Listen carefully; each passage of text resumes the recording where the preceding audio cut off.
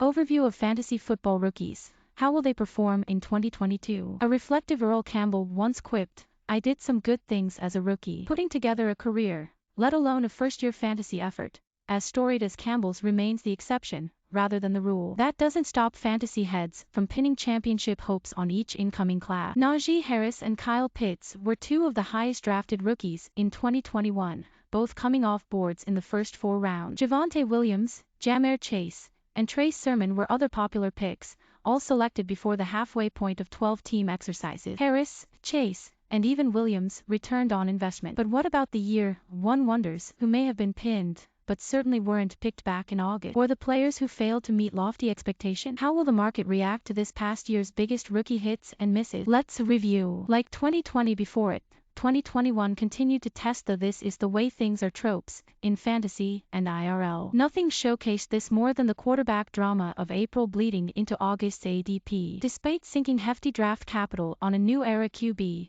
Trey Lance started just 2 games. Justin Fields logged 10 starts, but was only thrown into action when Andy Dalton bruised a bone. Zach Wilson quickly discovered the meaning of a New York minute. And Trevor Lawrence, well, phew, welcome to the NFL, son. Meanwhile, Mack Jones, the least hyped first-year player at the position, fared the best for fantasy. Jones averaged a paltry 13.8 fantasy points per game, but closed out the year as the virtual game's QB 19 overall, ahead of Lawrence by 161 passing yards and 8 TDs. The coaching changes in Chicago and Jacksonville will add clarity. Right now, however, Fields is my highest-ranked QB of the spotlighted class. He's not a precise passer, but his mobility adds tangible upside to his stock. Fields was a top 10 producer in 4 of his last 5 games, while averaging 35 rushing yards per contest. With a full offseason under his belt and a system constructed around his specific skill set, the former Buckeye figures to land just inside of my top 15 players at the position heading into 2022. Naji Harris was the 24th overall pick in the NFL draft. He was the 16th overall pick in fantasy. While his rookie effort didn't end on the brightest note,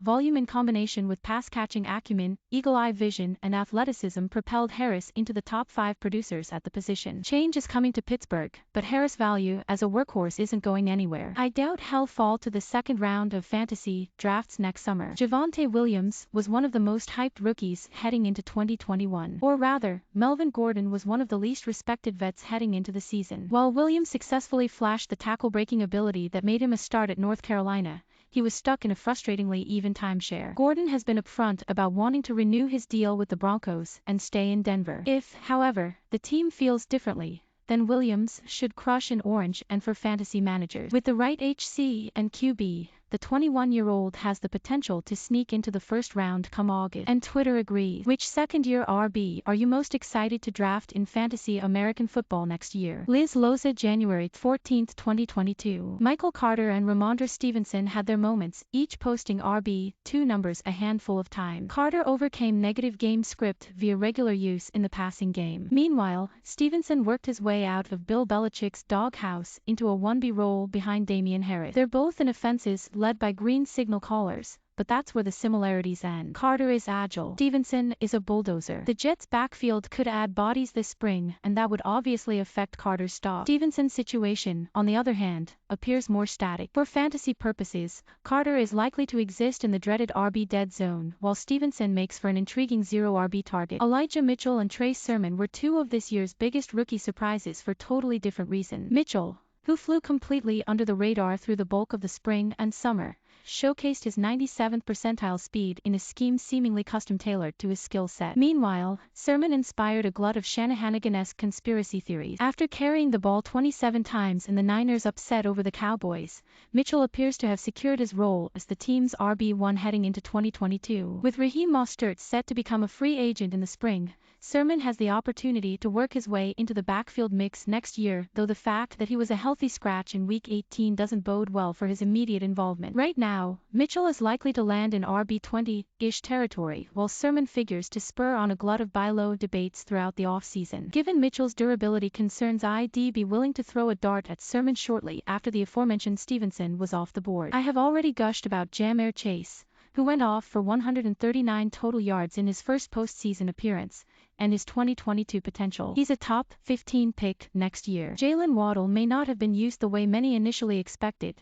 but he still slayed. The 6th overall pick was an absolute ball hog who showed off his 4.3 speed after the catch. The Dolphins are in transition, but the experience Waddle gained, and the skill he demonstrated, should have him at the forefront of the team's plan. His upside makes him a top 15/20 pick entering his sophomore effort. Devonta Smith was a trendy pick because of his expected volume, yet it was the lack thereof that largely stunted his production. Smith averaged just 5.1 targets per game from weeks 9 through 18, after Nick Sirianni tweaked the offense in late October. The adjustment was clearly made to better suit Jalen Hurts' skill set but created a TD or bust situation for Smith. The former Heisman Trophy winner was underutilized in 2021, and until that changes his fantasy stock figures to remain unfairly depressed. A quad injury prematurely ended Elijah Moore's season, but he still managed to wow from weeks 7 through 13. Despite a true cast of characters under center, the Ole Miss product found the end zone 6 times over a 7-game span. As Matt Harmon recently pointed out,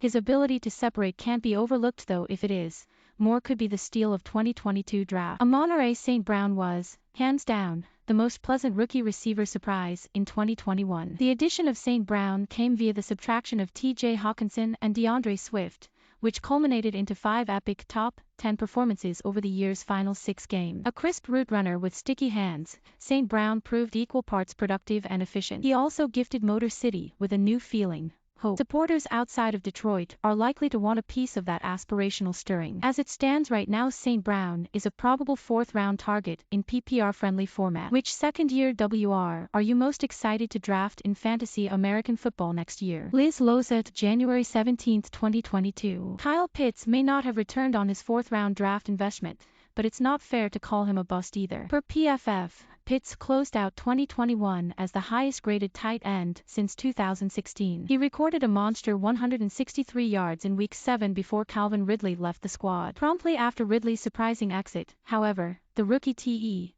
who, as analysts suspected, was deployed like a WR, drew the primary ire of defenses and was taken away by double team. Yet he still managed top 5 numbers in routes run, deep targets, and YPR. Recency bias figures to create a dip in Pitt's 2022 market, which I would buy. The kid has top 3 upside, but he probably won't come off the board much before Hawkinson. Pat Friarmuth, in many ways, was the bizarro Pitts, low on volume and yards but high on TD. The former Nittany Lion climbed his way up the depth chart, surpassing Eric Ebron and eventually worked as Big Ben's favorite red zone target. In fact, Friarmuth drew just 3 fewer red zone looks than Deontay Johnson. He'll likely be a top 10/12 TE selection in 2022, regardless of who is installed under center. Engage with Liz on social at LizLoza_FF.